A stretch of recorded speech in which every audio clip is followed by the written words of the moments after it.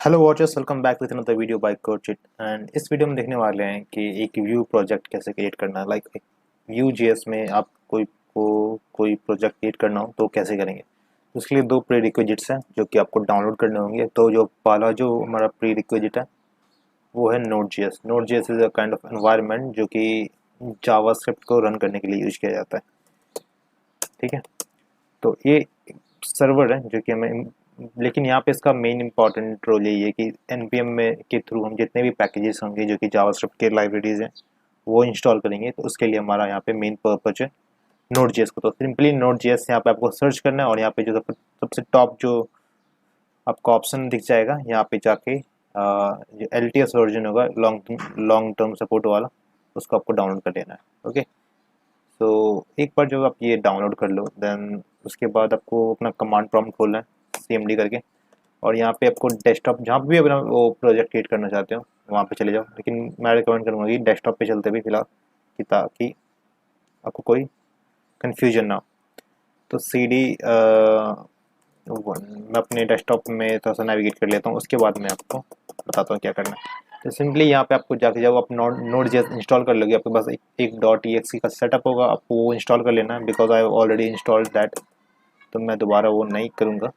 Okay, सो ये जब install कर लोगे तो आप इसको चेक कर सकते हो इस तरह से, लाइक नोड वी करके। If it is showing the something version like this then इसका मतलब है कि आपका नोड जो है वो इंस्टॉल हो चुका है। एंड देन इसके बाद आपको नेक्स्ट प्रोसेस ये करना है कि आपको व्यू इंस्टॉल करना है। लाइक व्यू CLI यूज़ करना है। अभी हम यहाँ पे स्टेबिलिटी कारण हम व्यू 2 यूज़ करने वाले हैं, लेकिन अभी जो है राइट नाउ वो व्यू 3 भी आ चुका है। लाइक व्यू जेएस का थर्ड वर्जन आ चुका है, लेकिन मैं भी ये व्यू 2 में दिखा रहा हूँ।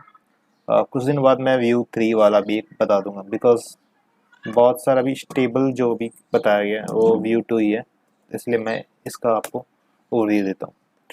सिंपली आपको व्यू जेएस डालना है, व्यू जेएस 2 डालना है या व्यू जेएस भी डालोगे तब सिंपली आ जाएगा। और यहाँ पे आपको क्लिक करना है और यहाँ पे आपको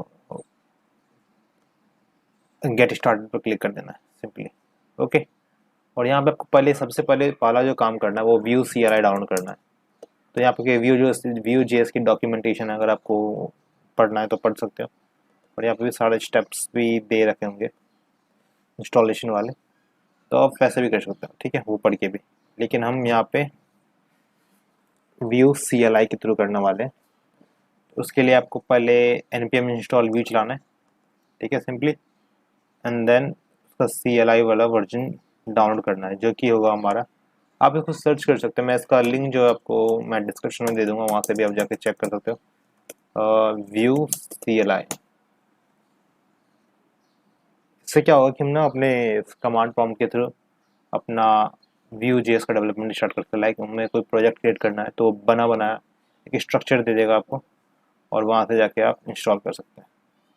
ठीक है, तो इसका इंस्टॉलेशन कैसे होता है, तो इंस्टॉलेशन के लिए आपको सिंपली npm इंस्टॉल ये -view/CLI करना है और ये कमांड आपको यहाँ पे पेस्ट कर देना। ठीक है, इससे क्या होगा कि आपका व्यू CLI यहाँ पे ग्लोबली इंस्टॉल्ड हो जाएगा विद इन इस नोड एनवायरनमेंट के थ्रू। एंड उसके बाद आप कोई भी प्रोजेक्ट व्यू का कोई भी प्रोजेक्ट क्रिएट कर पाओगे बहुत ईजिली। तो एक बार जब ये जितनी भी चीज़ मैंने बताई कि ये करना है आपको इंस्टॉल, एक ये करना है npm इंस्टॉल व्यू, एंड एक ये सबसे पहले ये टास्क है, फिर ये, देन ये। जब आपका ये सारा पूरा हो जाए देन आपको चलते हैं नेक्स्ट जो कि फाइनल स्टेप है, जो कि हमें प्रोजेक्ट क्रिएट कैसे करते हैं। तो उसके लिए आपको व्यू क्रिएट, मैंने सारे के सारे स्टेप्स जो आपको दिखाए वो पहले से इंस्टॉल कर रखे, मतलब कि सेटअप कर रखे, तो मैं दोबारा उसको करने का कोई सेंस नहीं बनता, लेकिन मैंने आपको एक गाइड दे दिया और इसका मैं एक डम भी दे दूंगा, लाइक नीचे के कौन कौन से कमांड थे, एक ओवरव्यू दे दूंगा ताकि आप वहाँ से भी ईजिली कर पाएँ नेविगेट। ओके, तो एक बार जब ये पूरा हो जाए तो आपको सिंपली व्यू क्रिएट करना है, create and application name whatever you want to keep your application, जो भी आपका नाम रखना चाहते हो अपने एप्लीकेशन का वो डाल देना। सिंपली यहाँ पे देखते हैं, मैं डाल देता हूँ, क्या डालते हैं, फर्स्ट प्रोजेक्ट नाम से डाल देते हैं because it's the first project as a tutorial. And यहाँ पे सिंपली क्रिएट करना है एंटर कर देना और ये आपसे 3 ऑप्शन पूछेंगे, वो भी दिखाता हूँ, लेकिन हमें बाय डिफ़ॉल्ट जाना है अभी राइट नाउ। ठीक है, तो आपके पास 3 आए, एक तो डिफ़ॉल्ट व्यू 2 इसमें आपको बेबल इन ESLint मिलता है, और व्यू 3 के लिए आपको करना है तो सिंपली यहाँ पे जाके व्यू 3 वाला सेलेक्ट कर सकते हैं, लेकिन हम अभी व्यू 2 के साथ ही जाएंगे।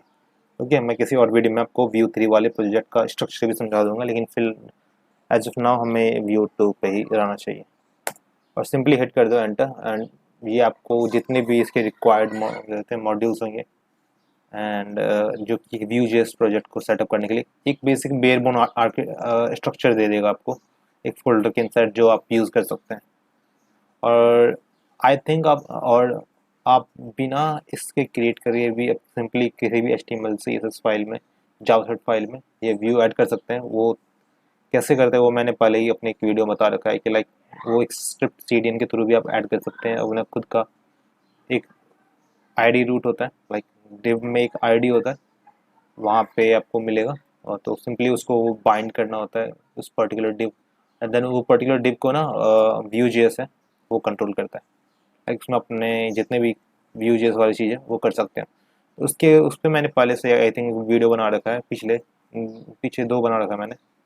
स्टार्टिंग में जो था Vue.js 3 आई थिंक गाइड, उसमें Vue.js 3 मैंने ओवरव्यू दिया था, तो कुछ ऐसा ही है, लेकिन हम यहाँ पे एक पूरा सेटअप करके यहाँ पे करने वाले हैं। तो एक बार इसको होने देते हैं, हम थोड़ा सा टाइम लेगा और उसके बाद ये पूरा हो जाना चाहिए। ओके, तो 2 मिनट वेट कर लेते हैं और फिर दिखाता हूँ क्या करना है। तो it will take some time, 2 minute. हाँ, तो आई थिंक ये पूरा हो चुका है ऑलमोस्ट, थोड़ा सा टाइम लग रहा है एंड हमारा प्रोजेक्ट क्रिएट हो चुका है सक्सेसफुली, और एडिशनल डिपेंडेंसी जो है वो इंस्टॉल कर रहा है। और उसके बाद मैं दिखाता हूँ, इसको रन करने के लिए हमें सिंपली ये कमांड है जो चलाना है, npm run serve, एंड उसके बाद ये आपको एक प्री डिफाइंड टेम्पलेट के साथ वो डाल देगा, आपको रन कर देगा आपका व्यू प्रोजेक्ट। जैसे कि आपको पहले जाना है, जैसे इसने इंस्ट्रक्शन दे रखा है, देख सकते हो कि CD फर्स्ट प्रोजेक्ट, बिकॉज हमारे प्रोजेक्ट का नाम था फर्स्ट प्रोजेक्ट, एंड उसके बाद उसके अंदर जाना है पहले CD फर्स्ट प्रोजेक्ट, एंड उसके अंदर जाना है, एंड देन आपको npm run सर्व करना है, npm run सर्व, और ये आपका प्रोजेक्ट जो है वो खोल देगा लोकल होस्ट 8080 पे, अगर आपका वो 8080 ऑक्यूपाइड नहीं है तो। ओके, सो मेक श्योर कि वो ऑक्यूपाइड ना हो। नहीं, अगर ऑक्यूपाइड भी है तो आपको बता देगा किस पोर्ट पे खुला है, ऐसा नहीं है। ठीक है, तो हमारा 8080 है, यहाँ पे खुल चुका है।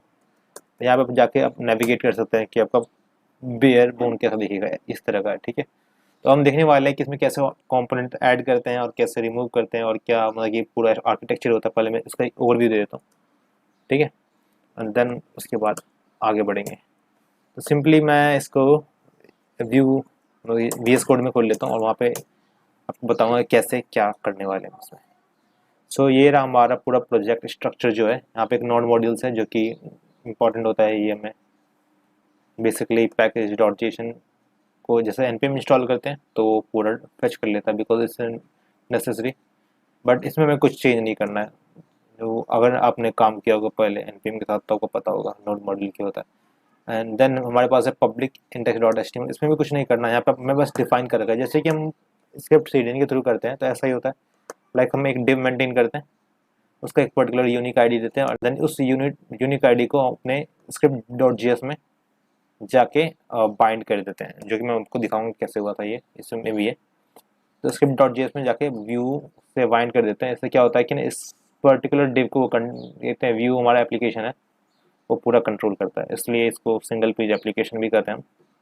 एंड देन हमारे पास है एक और सोर्स फोल्डर, ये हमारा मेन फोल्डर है। यहाँ पे हमारे सारे जितने भी एडिटिंग वाले जितनी भी चीज़ें आपको चेंजेस करने हैं वो सब यहाँ पे करोगे। तो यहाँ पे हमारा एसेट्स है, एसेट्स में आप मीडिया फाइल ऑडियो कुछ भी रख सकते हो, जो कि आपको पता है एसेट्स में मतलब कि इमेजेस और ये सब आते हैं। तो यहाँ पे उस तरह की चीज़ें रख सकते हैं। और यहाँ पे हमारा कंपोनेंट्स है, कंपोनेंट्स ये स्ट्रक्चर ऐसा नहीं है कि बाहर आप मैनुअली करो तो कहीं पे करो कर सकते हो, ये दिक्कत नहीं है। बस ये बता रहा है कि इसको इस तरह से स्ट्रक्चर करना चाहिए ताकि आप इजीली नेविगेट कर सको। ये सिंपली एक स्ट्रक्चर है। तो कंपोनेंट्स के अंदर हमारे पास एक हेलो वर्ल्ड है, जो कि हेलो वर्ल्ड यहाँ से आ रहा है। जो कि ये वाला हेलो वर्ल्ड है वही हमारा कंपोनेंट है। तो अगर मैं यहाँ पे चेंज कर देता हूँ जैसे कि हमारा है welcome to your Vue.js app, ठीक है। तो अगर आप यहाँ पे देखोगे तो यहाँ पे आपको ये मैसेज मिल रहा है। ये मैसेज एक प्रॉप्स के थ्रू पास किया गया जो कि इधर है। और प्रॉप्स क्या होते हैं वो आगे जाके आप पढ़ोगे। तो ये हेलो वर्ल्ड मैसेज प्रॉप्स, तो ये सिंपली ये मैसेज उधर जा रहा है हेलो वर्ल्ड में। ये थोड़ा सा कंसेप्ट जो कि आपको पढ़ना पड़ेगा अलग से, प्रॉप्स क्या होते हैं, और यहाँ पे वो कैच कर रहा है, ठीक है। तो सिंपली अगर मैं मैसेज हटा देता हूँ, ठीक है, और यहाँ पे हम डालते हैं, मैं प्रॉप्स भी हटा देता हूँ बिकॉज प्रॉप्स आप कंसेप्ट बाद में मैं आपको समझाऊंगा इजीली। और लेकिन यहाँ पे हम डाल देते हैं कुछ इट्स फर्स्ट प्रोजेक्ट, और अब क्या सिंपली आपको सर्वर रन करना है एक बार, बिकॉज मैंने वहाँ पे क्लोज कर दिया था। तो यहाँ पे अपना रन कर लेते हैं सर्वर। तो एक बार सर्वर रन करने के बाद ये आपका शो कर देगा, देखोगे कि आपका चेंजेस, बिकॉज आपको पता है Vue.js बहुत ही रिएक्टिव है इन टर्म्स ऑफ कि लेआउट चेंज करने का कैसा, क्योंकि बहुत ज़्यादा इसमें इसी तरह से बनाया गया है कि ताकि ये रिएक्टिव हो। ऑफकोर्स ये सिंगल पेज एप्लीकेशन है, इसलिए इट्स अ फर्स्ट प्रोजेक्ट। आप देख सकते हो कि यहाँ पे चेंज हो चुका है। अगर जैसे ही मैं चेंज करता हूँ कुछ भी, मतलब हॉट रीलोडिंग वाला इसमें फंक्शन है, तो वो तुरंत गायब हो जाएगा, मतलब कि हमें रिफ्रेश करने की कोई जरूरत नहीं है। तो इस तरह से, ठीक है। तो ये हो गया हमारा हेलो वर्ल्ड जो बाय डिफॉल्ट कंपोनेंट इसके साथ एडिट होता है। तो हमें इसको डिलीट कर सकते हैं, पर बट पहले डिलीट करने के बाद आपको एक एरर शो करेगा, मत करो बट हाँ कर सकते हो। तो एरर दिखाता हूँ, एरर पढ़ना चाहिए लाइक एरर क्यों आया। तो अभी हमने कंपोनेंट डिलीट कर दिया, तो उसने बोल रहा है कि ऐप डॉट व्यू में रजिस्टर्ड है हमारा ये, देख सकते हो कि हेलो वर्ल्ड, ये हमें उससे मिला नहीं। तो उसके लिए हमें ये हटाना होगा। तो बोलेगा कि यहाँ पे इंपोर्ट कर रखा है तो अपने यूज़ क्यों नहीं किया, सिंपली रजिस्टर कर रखा है। तो हम इसको भी हटा देंगे। तो अब बोलेगा कि आपने इंपोर्ट कर रखा है, तो आपको ये भी, तो फिर ये भी हटाना पड़ेगा। तो फिर ये चीज़ जैसे इससे आप स्ट्रक्चर पता चल जाओगे कैसे एक कंपोनेंट रजिस्टर्ड होता है। तो लाइक पहले हमें कंपोनेंट क्रिएट करना होगा। लाइक हम अपना कंपोनेंट क्रिएट करते हैं, फर्स्ट कंपोनेंट डॉट व्यू, और यहाँ पे एक स्ट्रक्चर होता है। मैं एक प्लगइन यूज़ कर रहा हूँ, आप चाहे तो यूज़ कर सकते हैं। सारा ड्रेंचर, सारा पता नहीं कि नाम याद नहीं मुझे, सारा ड्रेजनर का कुछ है, व्यू एक्सटेंशन पैक है। तो इससे करोगे तो व्यू वी बेस लिखने से ये सिंपल टेम्पलेट दे देगा आपको, मतलब कि ये टेम्पलेट डिव ये लिखना पड़ेगा नहीं। तो इसमें 3 सेक्शन होता है हमारा। तो पहला जो होता है सेक्शन वो होता है टेम्पलेट। टेम्पलेट के अंदर आपका एक डिव मेंटेन होना जरूरी है। लाइक आप इसके अंदर 2 डिव नहीं रख सकते, फिर वो एरर शो कर देगा। इसके अंदर एक डिव रहना चाहिए। एंड नाउ अब इस डिव को आप बॉडी की तरह कंसीडर कर सकते हो, और यहाँ पे आपको जो भी आपका टास्क है, जो भी मतलब कि आपका कंटेंट है वो डाल सकते हो। It's Vue.js first application, and then what, then उसके बाद क्या करना है जब ये हो जाए। तो ये हमारा स्क्रिप्ट वाला है। स्क्रिप्ट वाला थोड़ा सा बाद में देखेंगे कैसे क्या होता है। अभी हम इसमें बस कंपोनेंट कैसे क्रिएट करते हैं बस ये देखने वाला है, और कैसे कॉल करते हैं सिंपली दूसरे वाले में। तो एक वो वाला फीचर देखेंगे। एंड देन अगर जब ये हो जाता है तो आपके इसमें स्क्रिप्ट वाला जो भी हमारा डेटा है, कंप्यूटर प्रॉपर्टी है, जितने भी हमारे व्यूज वाले जो लॉजिकल चीज़ें हैं, लाइक उसमें फीचर्स हैं, तो सारे इसी के अंदर लिखेंगे। और इस टेम्पलेट वाले डिव के अंदर अपना HTML लिखेंगे। तो सिंपली इस डिव के अंदर आप जितना चाहे उतना डिव डाल सकते हो, कुछ भी डाल सकते हो, उसमें कोई लिमिटेशन नहीं है। लेकिन हाँ इसका एक आउटर जो रैपर है कोई पर्टिकुलर डिव होना चाहिए। टेम्पलेट के अंदर एक डिव होना चाहिए, कंपलसरी है। उस डिव के अंदर आप जितने भी चाहो वो डिव डाल सकते हो, कंटेंट डाल सकते हो, वो आपकी मर्जी है। एंड देन ये जब हो जाए तो आपके पास एक स्टाइल वाला लास्ट में। तो यहाँ पे आप सैस यूज कर सकते हो, वो आपकी मर्जी है। बट नॉर्मली आपको सैश यूज़ नहीं करना है, तो इस तरह से आप यूज़ कर सकते हो। स्कोप का मतलब ये होता है कि आपका जो CSS लिखोगे तो आपका ये CSS इसी पर्टिकुलर कंपोनेंट तक लिमिट रहेगा। अगर आप स्कोप हटा देते हो तो आपका ये वाला जो इसका CSS है वो हर एक कंपोनेंट में मतलब कि चेंजेस कर सकता है। लाइक आपने H3 का कुछ इसमें ये कर रखा है, डिफाइन कर रखा है, और यहाँ पे अपने चेंजेस कर रखे हैं, स्टाइल कर रखा है, तो वो हर वाले को इफेक्ट करेगा अगर यहाँ पे स्कोप नहीं होगा। तो सही है, स्कोप रखना चाहिए। लाइक मैं प्रेफर करता हूँ कि स्कोप रखने के, ठीक है। It's a Vue.js application.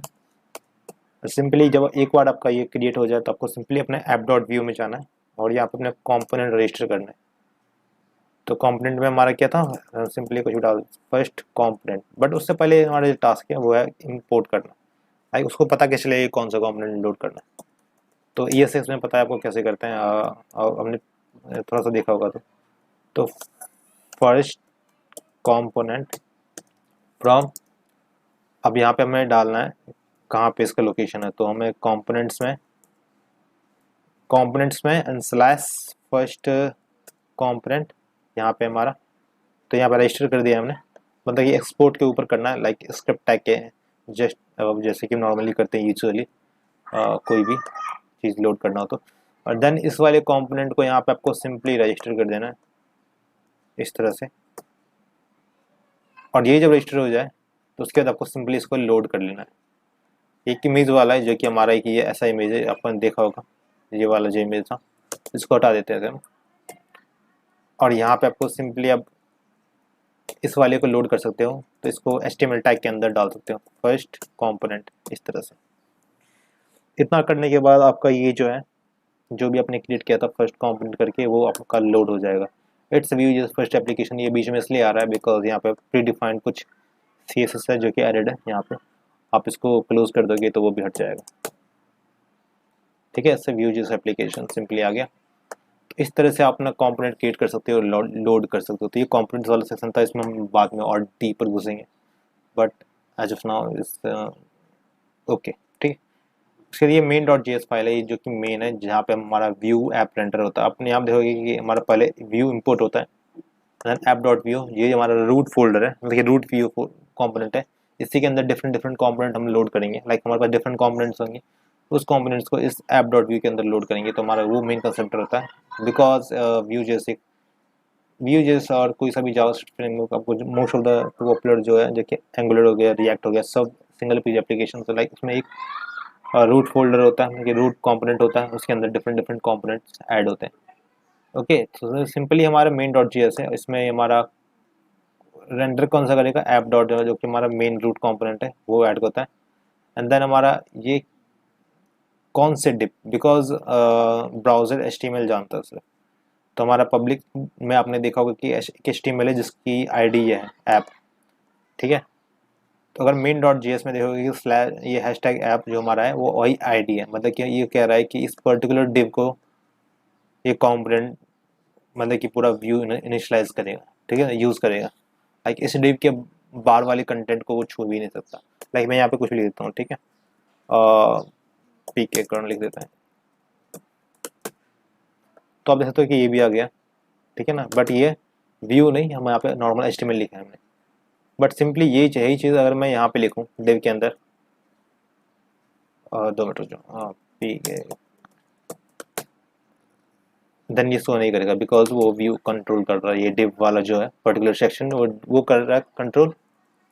And यहाँ पे हम और इसके आउटर वाले जितने भी सेक्शन है वो आप खुद कंट्रोल कर सकते हो। इस तरह से आपको थोड़ा सा स्ट्रक्चर समझ में आ गया कैसे ये काम करता है। लाइक इसका व्यू हमारा जो एक पर्टिकुलर डिव को कंट्रोल करता है, और उस डिव के अंदर हमारा एक app.view होता है, उसके अंदर डिफरेंट कंपोनेंट्स लोड करवा सकते हैं, ठीक है। तो ये हमारा प्रीटी मच स्ट्रक्चर था जो कि व्यू का था।